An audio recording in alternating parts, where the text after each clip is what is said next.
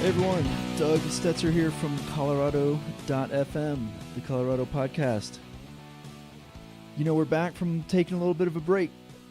Ended up taking a little time off from this project and had a chance to think about, whether it was something I wanted to continue with. And, at the end of the day, it's just something I really enjoy. I like having these conversations with, the people I'm having a chance to meet. And I hope that you guys are enjoying the conversation too.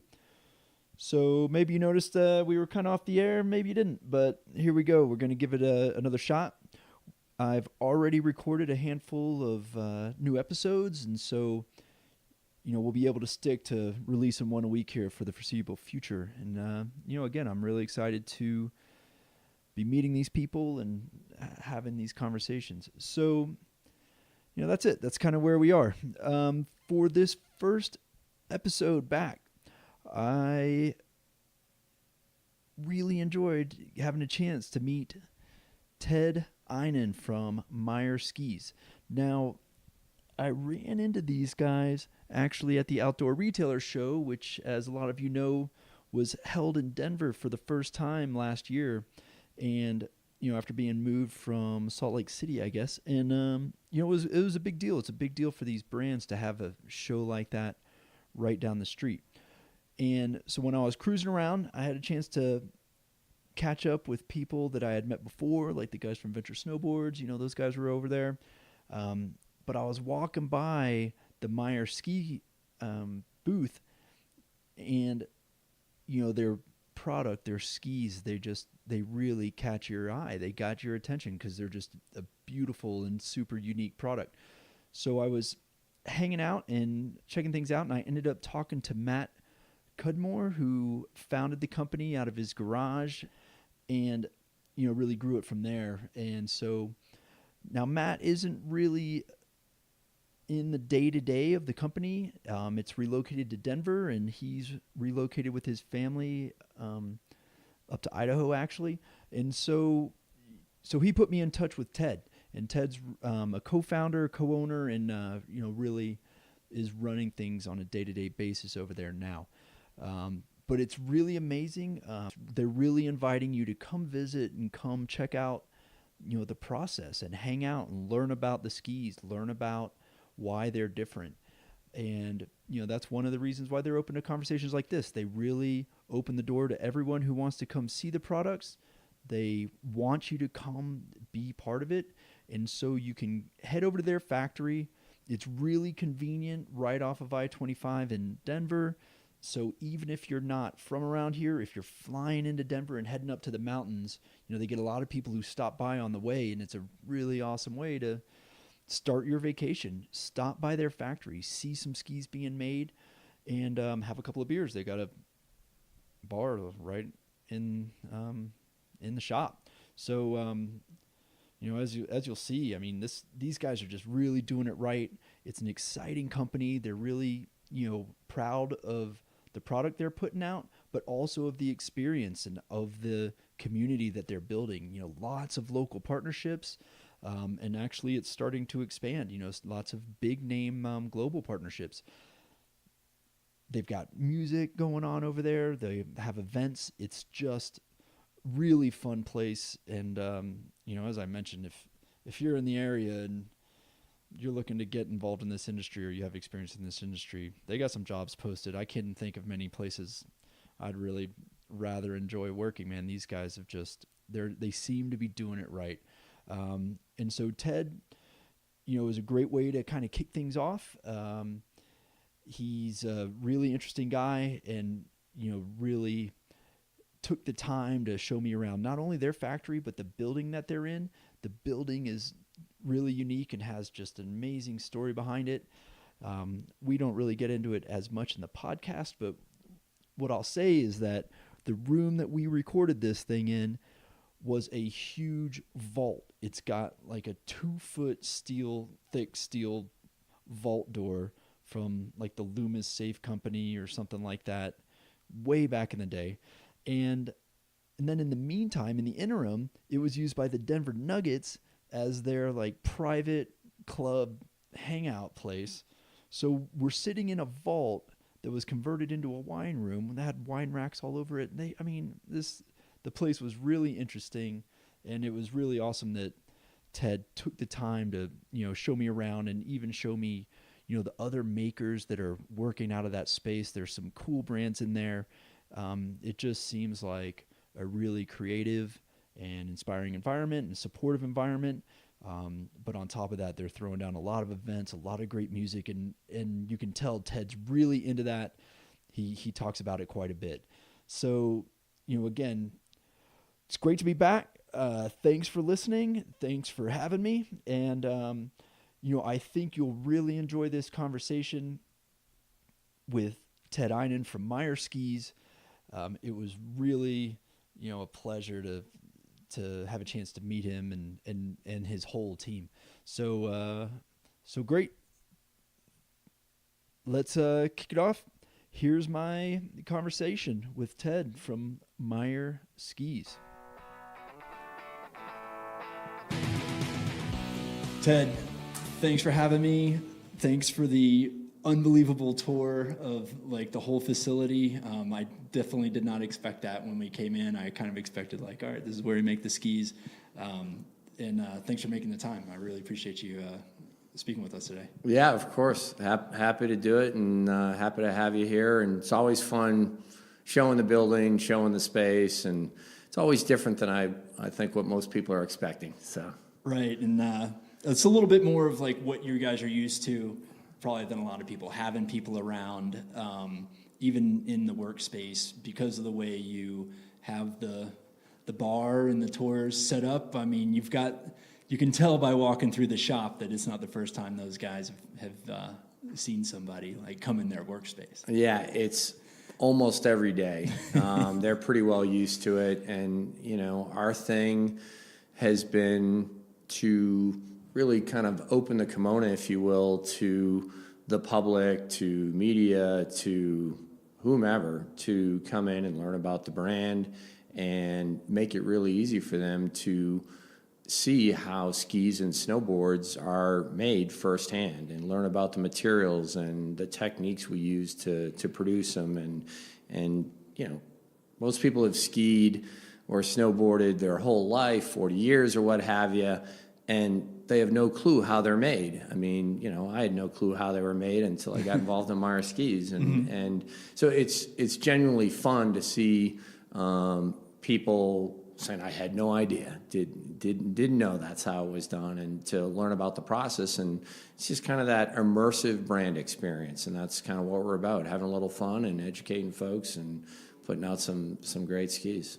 Yeah, and speaking of the fun side of things, it definitely looks like there's a fair share of that going on around here too. I mean, not only the workshop, but this building that you guys are in and kind of the partners that are around here. I mean, you're just telling me about a lot of the events and the kind of partnerships that you have locally.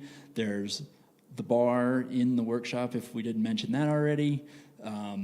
Are you hiring is kind of the question I'm getting at here, Yeah. This place is just it looks like you guys are having a lot of fun and, while you're making this. Yeah, well, here's how we look at it.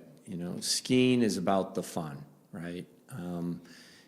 If you're out on the snow, you're snowboarding, you're skiing, what have you, you're out sliding around. I mean, it's about being out with your friends, or maybe you're by yourself, just getting into it for a day on your own. But it's about the fun, right? It's that getting those yucks, that big shit-eating grin on your face.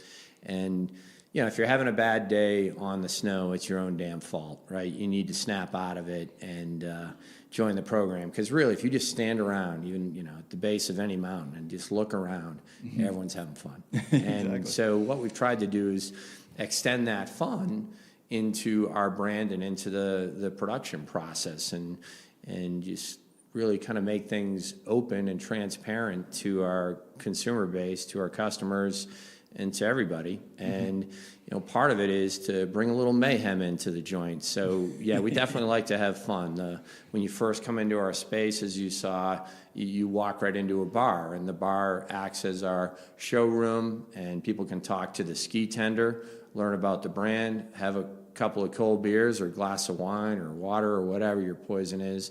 And behind that bar is this wall of glass. And right there is where you can see the guys laying up and pressing skis and snowboards.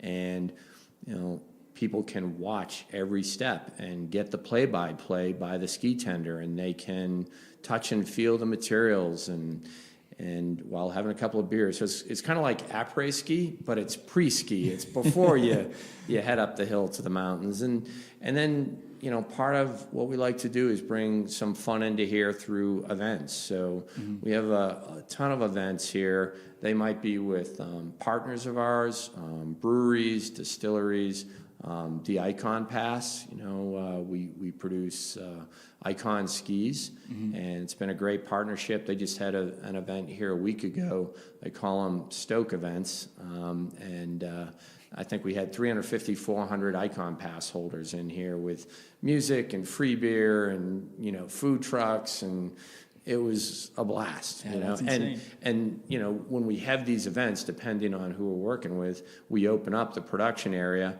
and our guys are back there and kind of give impromptu tours, and it was packed back there the whole time.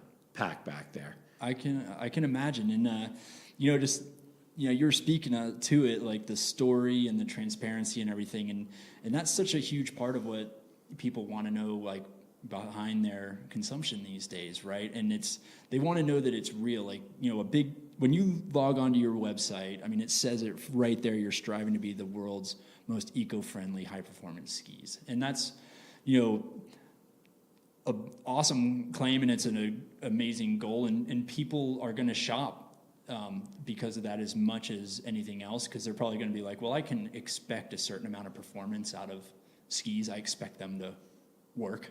And right. then, but that's a big differentiator for you, and they can come here and really see what that means to you guys, and what that means in the process and in the materials, and you really kind of see it right off the bat. And what actually attracted me to even like get in touch with you guys was seeing your booth at the Outdoor Retailer show, and I went up to Matt and introduced myself, and because the skis themselves, I mean, first of all, there's the product, right? Before there's all the other stuff. There's the product, and their product is so beautiful and unique with the wood cores that kind of shine through. So why don't you speak a little bit to that? The sustainability of the product, the materials, and how that differentiates you from what else is kind of going on out there. Yeah, and I think part of why we do what we do and kind of open the doors to everyone is to allow people to see that we actually make the skis ourselves, which is really important. There are a lot of brands that don't make anything, right? And they may make whatever claims. They may be a Colorado-based company, and the skis are made in China, right?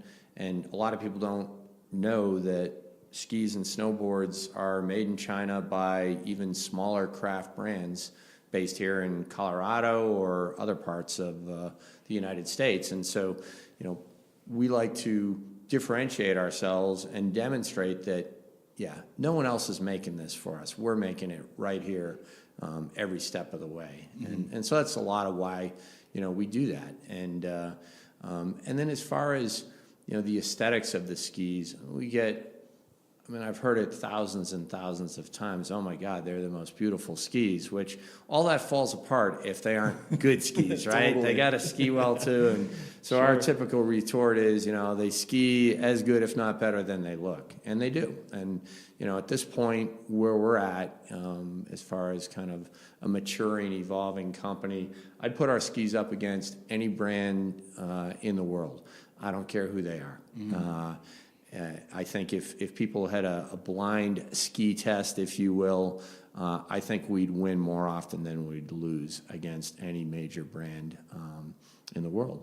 And, we have people coming over from Atomic, Rossi, K2, Solomon, these big brands coming to us all the time, every year. And once we get them, we don't tend to lose them. And because we're going about things, differently. And, the clear top sheets are huge for us. It's not easy with as long as skiing has been around and as long as there's been these older than dirt ski manufacturers out of Europe or wherever, to come up with a distinct look and aesthetics to the skis that separate us from everyone else, where you can see the skis and you're like, oh, those are Meyers, right? And that's not easy to do. And so we've committed to the clear top sheet. And, you know, there's, as you've seen, there's all sorts of colorful graphics on there. I mean, it's all over the place, right? We've got the standard product line, but then we've got limited editions and one-off customs and licensing deals with different businesses and what have you. And so through it all, you're able to see the natural beauty of the wood and the craftsmanship. When you cover up skis and snowboards tip to tail with ink, you can hide all your mistakes. For us, we're kind of, you know, buck naked, bearing our soul. And, you know, it's funny because we'll be at OR, you mentioned outdoor retailer, we'll be there and we'll have engineers or someone coming over from one of the big brands looking at our stuff, and they're like, oh, you use a clear top sheet, you know, and they start, you can tell what they're doing when they're looking at the skis. They're looking for, you know, kind of separation in the wood. They're looking for mistakes. Right. And I'm like, keep looking. I'm like, we can't afford to have mistakes, right? Because there's a premium on making sure that everything is perfect, and we strive for that. And so that distinctive look, I think, really separates us. And, you know, on the sustainability front, you know, the bottom line is making skis and snowboards is not an environmentally friendly process. I mean, that's just a fact. So we try and do our part to make a more sustainable ski and snowboard through certain practices, such as using locally harvested wood, right? We're closer to the source of the wood versus trying to ship wood in from the East Coast or from, you know, bamboo from Southeast Asia, which, you know, everyone talks about bamboo is so eco-friendly. It's like, well, it actually takes a ton of water to produce the bamboo. There's a lot of processing that goes on in creating the final bamboo product that's used in skis, of which there is a real nasty byproduct from that. And then, you know, shipping wood from Asia to here is, you know, this is a big footprint. Yeah. As are shipping skis from China to here. You know? And so, you know, using that locally harvested wood, and then, you know, the wood we use, the aspen, if you cut down an aspen, you'll get a bunch of aspen shoots that come up. And if you've ever had a yard with an aspen in it, the shoots always come up in the wrong place. It's over. It's right next to your home or up in the middle of your garden or wherever. Yeah. And then we use the pine beetle kill, which anyone that lives in the Rockies and skis has seen the devastation on the mountainsides where, you know, everything is brown through the, you know, basically the forest becoming unhealthy, becoming overgrown over time because we suppress forest fires because we live there now. Right. And so being able to utilize that pine beetle kill in skis is really cool. It's a nice story, and it kind of reinforces, you know, what we're about. And the combination of the aspen and beetle kill makes for an amazing wood core. Light, you know, it's dry here. So real poppy. If you've ever been in an aspen grove and someone's walking behind you, the branch has got lots of life to it, right? Right. And funny enough, pine beetle kill, just like all wood is graded, it can actually be used for frame construction in homes. So, you know, we get all the wood that we get is specially graded for Meier, making it more clear and ensuring that, you know, it's strong and durable, and they make for amazing wood cores. And then we use some other things we do. We use entropy epoxy. Again, epoxy is not inherently environmentally friendly, but it's a bio-based resin, and it's as environmentally friendly as any epoxy can be. Right. So we use that, which works fantastic. And then we use a lot less ink. I I mean, ink is not good stuff for the environment. And we use a lot less ink because we like to show off the wood. Right. So those are some of the things that we do. And then, of course, we're right here in the United States, in Denver, produce everything here. So, at least shipping to locations in North America, it's a short distance. We're not shipping skis in from Eastern Europe or China first. Yeah, and it's, as a Colorado-based podcast, I mean, it is really interesting to see that. I mean, you're a local company that is physically and, not just headquartered here, but is, producing, warehoused here, everything. You're sourcing locally. I mean, you got local guys and girls working in the shop. You got everything going on. It was like, and then with the open, workshop area, it kind of reminds me how everyone's got the open kitchen now. You're like the farm to table of ski. Exactly. You're farm to exactly. table. I love that. Can we figure out work that in somehow? First one's on me, man. Yeah, no, that's great. That's great. I love it. But that was the whole premise, and that was the idea. And it's amazing. It's definitely resonating with our audience. Mm-hmm. And when we have people that come in here from Japan, from Italy, from France, from Germany, from Toronto, from all over the United States, North America, that literally get off the plane at the airport, go rent their car, and they drive to Meier to have a couple of beers, break bread with us, watch the guys making skis, learn about the process, learn about the brand before they head up the mountain on their ski vacation. Yeah. I mean, it's amazing to me. And it's like a destination. It's You're on the map. unbelievable. Yeah, well, and we're on TripAdvisor, and where people talk about the skis, but they're also talking about just the vibe here, and that they were actually able to go on a tour and see how skis are made, and while having a beer or wine and having like you said, fun. the pre-ski. Pre-ski. You're getting amped up, and it's a great environment. And maybe you've been on the plane for a little while, and it's a great stop. Yeah, it's amazing, and I imagine we'll have a lot more of those people this year than we had last year, and it's just fun that the word has spread because.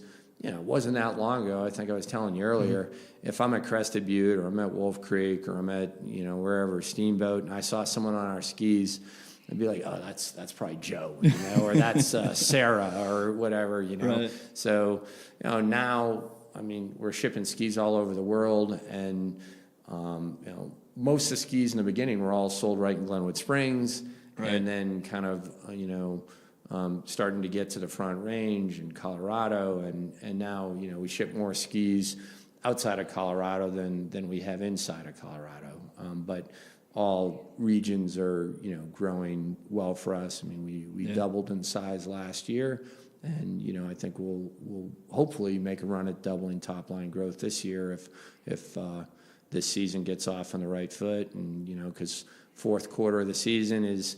October, November, December is important to the ski season. Yeah, so, is where it all goes down, right? Yeah, right. Yeah, and well, good, because I hope it keeps all those people busy in there, keeps everything. You up can and see running. they're busy, right? They're busy. Everyone man. is focused and There getting was some- shit done. Yeah, there were some stacks of laminated skis that needed to hit the bandsaw in there. Man. Exactly. Somebody's got to get on it. Yeah. Exactly. Must go faster. Must go faster. Exactly, but it's a hands-on process. I mean, that is like a hands-on process from beginning to end. It's unbelievable. It really is a handmade product. Absolutely, yeah. And it's hard to put too much automation into skis anyhow. I mean, even big brands, there's a lot of hands on the skis. There's just there's only so much automation you can do, and for us, we're just trying to stay true to the brand and kind of core values where we started.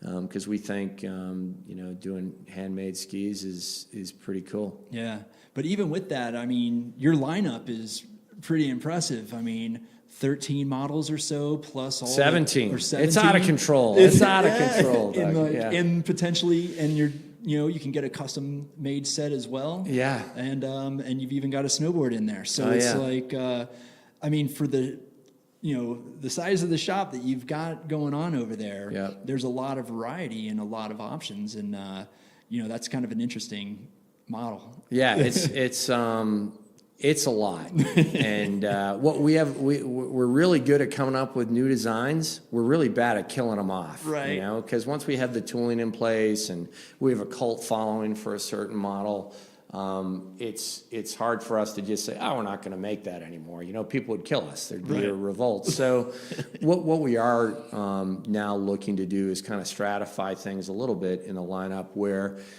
certain skis we're committing to have on the shelf, you know, so part of the standard product lineup.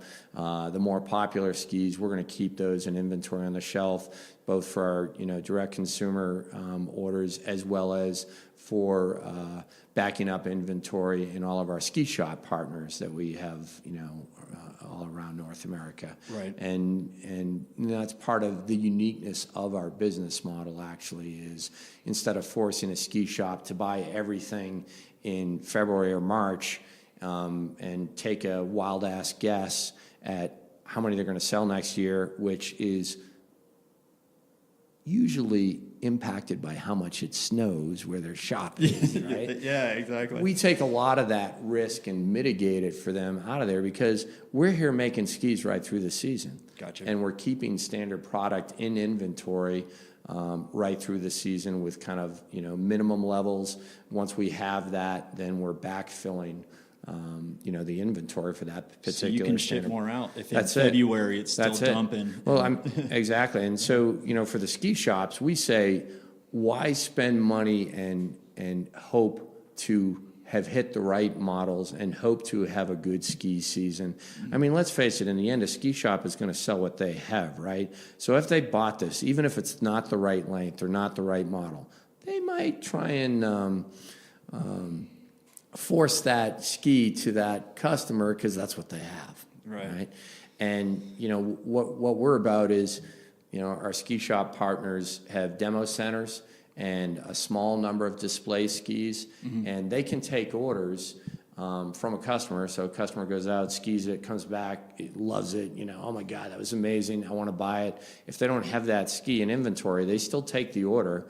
If it's a local, we just ship the ski, it's on the shelf here, we ship it to the shop. Or if it's a tourist going back to Atlanta or Boston or Texas or whatever, it just goes to their home address. Right. And we actually have a piece of software that runs on top of our e-commerce that kind of directs traffic on protecting territories for retailers, that ties orders to a discount code that's tied to that ski shop. And we have all these kind of techniques that automatically manage all this and notifies our ski shop partner, our licensing partner, our co-branded partner, that they have an order that they're going to receive compensation on. Oh, nice. Yeah, so it's an industry first, and it allows us to continue to sell direct while simultaneously selling indirect through our retailer network. Yeah, and those co-brandings and all those partnerships like seem pretty unique. Maybe we'll have a Colorado.fm ski There one you day. go. Yeah, There you go. I'm working towards it. But you know, that's like a really unique part of your business, it seems like. And we didn't really talk about this earlier, but I mean, we talked about the partnerships, but like it seems like, you know, again, just looking right on your homepage and also in the showroom there, this Rep Your Water one's a pretty big one right now. Yeah. And then you've got some cool music ones coming up too that I'll let you talk to. Yeah. So again, we don't think we can succeed as a ski manufacturer, ski brand here in the States without going about things uniquely and differently. I think if we followed the same path that all the large ski brands did once upon a time, I mean, it's not a path that's likely to lead in a commercially viable business. So we try and go about things differently. And a big part of, you know, our growth and our marketing and our promotions is working with co-branded partners, be them breweries, distilleries, and we work with Cabot Cheese up in Vermont. You know, we work with AC Golden that makes Colorado native beer here. We work with Tivoli that's right around the corner in downtown Denver on the CU Denver campus and Metro State campus. We work with universities, University of New Hampshire. We're about ready to release the CU Buff Ski. Oh, no good. Metro State right here in town. Yeah, we've got to ski with them, and they actually had a happy hour here last Friday. So you get people over here that are skiers having a little fun, and they had music here for that as well. We work with distilleries like Milagro Tequila, Suerte Tequila, and we have a bunch of others that we're close to getting in the shoot. And then music's just a big part of what we do here. So we've done past partnerships with bands like Big Head Todd and the Monsters, String Cheese Incident.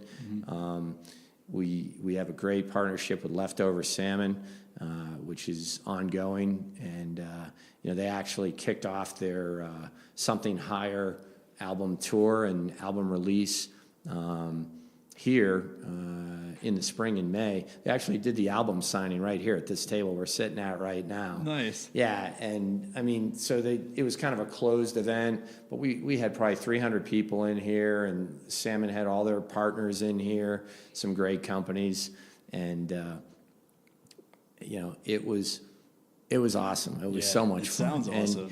And we just signed, and we're just ready to launch a partnership with the band Widespread Panic, and it's going to be so much fun. So we're kind of timing the launch around their Milwaukee shows that are coming up in I think they're like October 20, 21, something like that.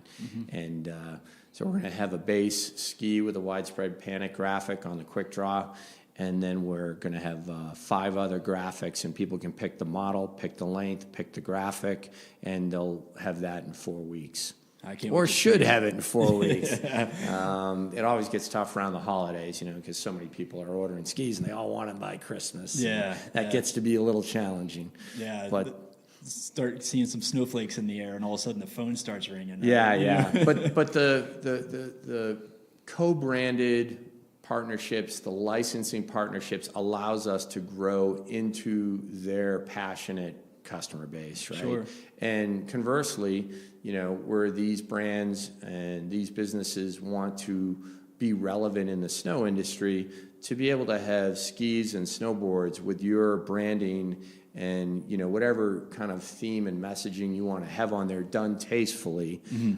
We weigh in heavily on what goes on there. Okay.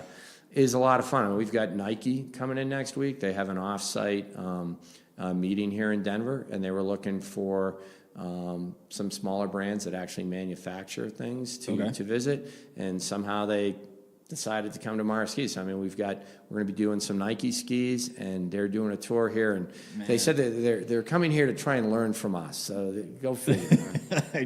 That's unbelievable. I mean, and that's like you said, it all coming from something that started in a garage in Glenwood Springs, right? Yeah, Matt Cudmore. Yeah. He's the one who started it all, and started it in the tiniest little one-car garage you've ever seen, and the whole idea of using the locally harvested wood came from his brother, who lived in Crested Butte and worked for the Colorado State Forest Service at the time. Okay. And he's the one who kind of inspired Matt to investigate using locally harvested wood from Colorado. Oh, no And that's what put us on that path. And then Matt had the idea of showing off the natural beauty of the wood using the clear top sheet. Right. And that's kind of, the roots and where we evolved out of. Yeah, and like I mentioned, I met Matt, and that's who I first spoke to, and then he put us in touch since you're the actual on-site guy. And we met at the Outdoor Retailer Show, and that was the first year that it had moved to Denver from Salt Lake City,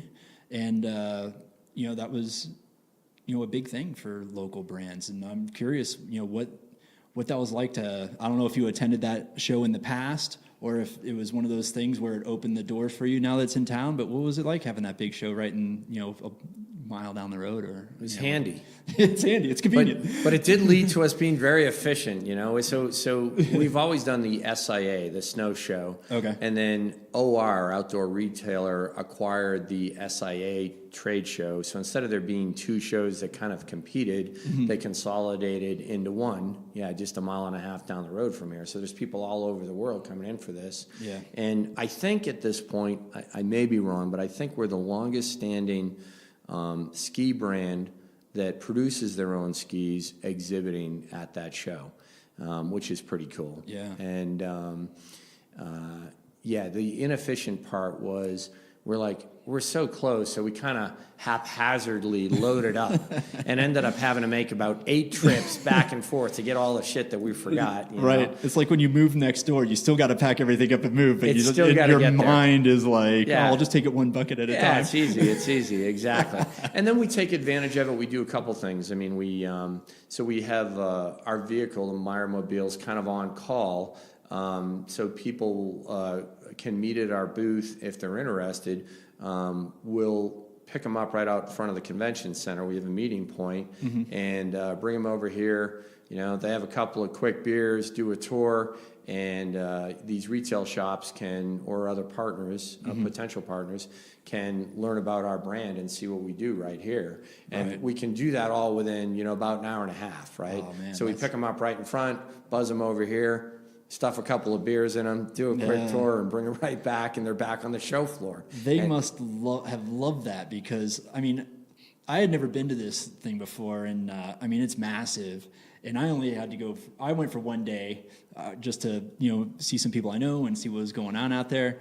But when you have to work those trade shows and you're there for like 4 days, you would kill to get out of there for like an hour and a half and just come hang out somewhere else. Exactly, and yet it's still part of the show and part of the business. Yeah, Work. and then we have a big music event here, where we'll have nationally known musicians play here, and that kind of goes back to I think an earlier question. I guess I skimmed over that, but we have a lot of events here that are music centric as well. So we'll often have it built around a charitable organization, and do kind of a fundraiser around that. And we've had musicians here.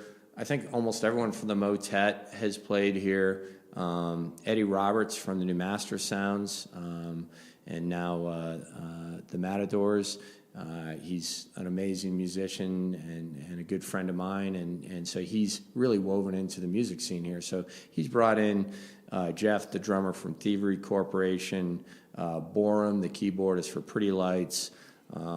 We've had DJ Williams, the lead guitarist for Carl Denson and the Tiny Universe. We've had the trumpet player from the Stevie Wonder Band.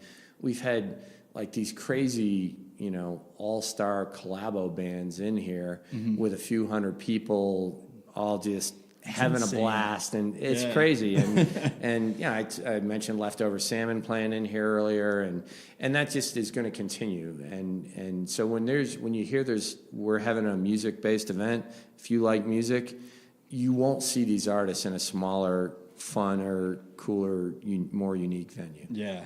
No, I want to be on the list. You're on. All right, nice.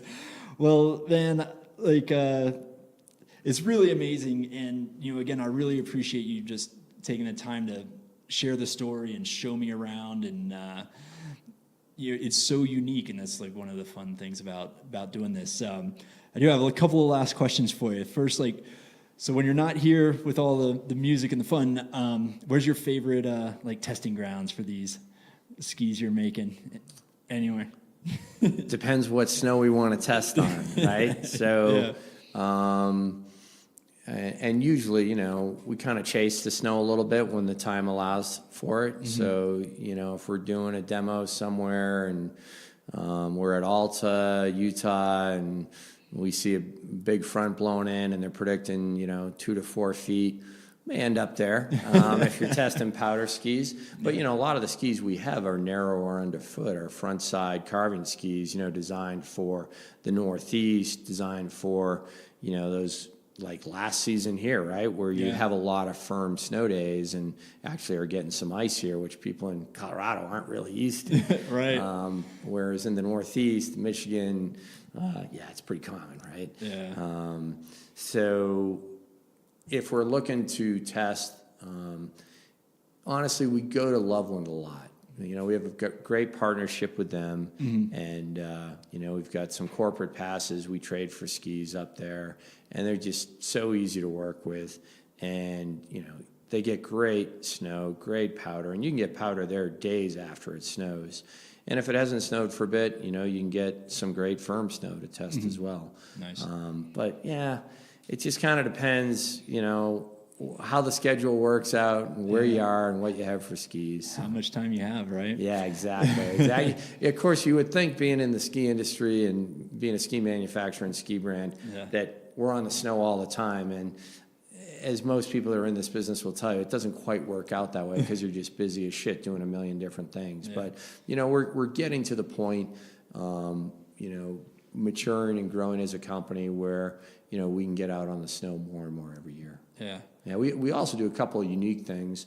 So we have we'll shift once the terrain starts opening up. We'll shift the work week for production to Tuesday through Saturday, so that the guys can take Sunday and Monday, have a day where they're heading up to the mountains when traffic is coming down. Sure. And can have a Monday there when there's no one on the slopes. And, that works out really well because most everyone that works here skis or snowboards. Sure. And then the other thing we have is a powder day rule. If you give, I think it's 24 hours notice, you can take that day off. And the only caveat is that you have to work the next available day that you weren't going to work and do a full day's work, regular, expected productivity. And if you don't do that, then the powder day rule is not available to anyone anymore. Oh. So there's a little pressure. Self-policing. Mayhem would break out. Mayhem would break out. There would be an angry mob. So we find that works out pretty well, actually. But people can go take their powder day, just go play hard, and then come back and work hard. Yeah. Well, I hope you're ready for the flood of resumes, man. Like I said, this place is pretty amazing. And the last thing I like to ask people, and you've given me a million great ideas already, but who would you like to hear on this podcast? Like, if who would you like to learn more about, or do you think that people would enjoy kind of learning about their story? And obviously, like, we're just Colorado based, but it's not, right. It doesn't have to be, it's not a skiing based thing. Yeah. It's a good question. And so if it's not ski based, I'm going to go outside of the ski industry. Because you seem to cover that really well. You have some great podcasts out there. I've listened to some of them and hope to listen to some more. Thanks. We had talked briefly earlier. You said your wife's really into comedians and stuff.